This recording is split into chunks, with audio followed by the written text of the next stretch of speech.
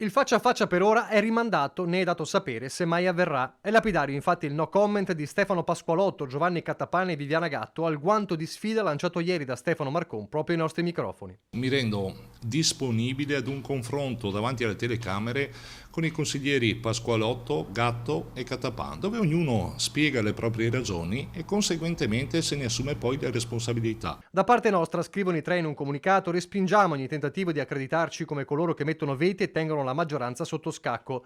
Da ottobre, quando siamo usciti dal gruppo Lega, specificando fin da subito che saremmo rimasti nella compagine del centrodestra, abbiamo garantito il numero legale e votato tutti gli atti fondamentali di un'amministrazione.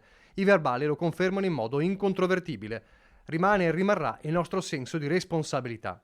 E proprio nella maggioranza di centrodestra la sensazione di urgenza è chiara, lo ribadisce il capogruppo di Fratelli d'Italia in Consiglio. Il problema forse era fuori dal Consiglio Comunale, cioè c'era una dialettica interna o trasversale tra questo gruppo e l'ex gruppo consigliare della Lega, che poi chiaramente aveva dei risvolti all'interno della Giunta, che evidentemente rendeva la vita più difficile del previsto al sindaco. Qui non stiamo semplicemente discutendo tra mi dimetto o non mi dimetto da una carica di sindaco, qui stiamo discutendo del destino di una città che rischia di stare 9 mesi, non un mese, 2 mesi, 3 mesi, 9 mesi con un commissario prefettizio. Intanto Marcon continua a ricevere numerosi messaggi di solidarietà sulla pagina Facebook nella quale sabato ha sganciato la bomba, lo sfogo che precedeva le dimissioni, con doppio fronte, politico sulla direzione della Lega e amministrativo con l'attacco ai tre consiglieri. Ma c'è chi, collega sindaco del Carroccio e membro importante della provincia, è di tutt'altro avviso. Quindi lei dice io non avrei dato le No, dimissioni. io da sindaco non lo farei mai, sinceramente. Se vogliono mandarmi a casa, cosa che no,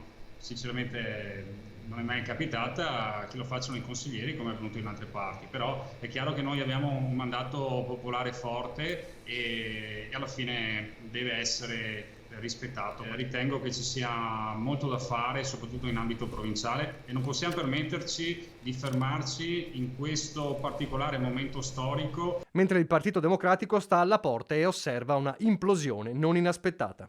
Una maggioranza a corto di ambizione, di visione, che si è limitata, seguendo il primo mandato di Marcon, alla ordinaria manutenzione, no, dell'esistente, che ora si incarta in una questione di beghe puramente personali. Io da castellano non posso che manifestare una profonda indignazione, ma questo lo dico, ripeto, al di là dell'appartenenza politica.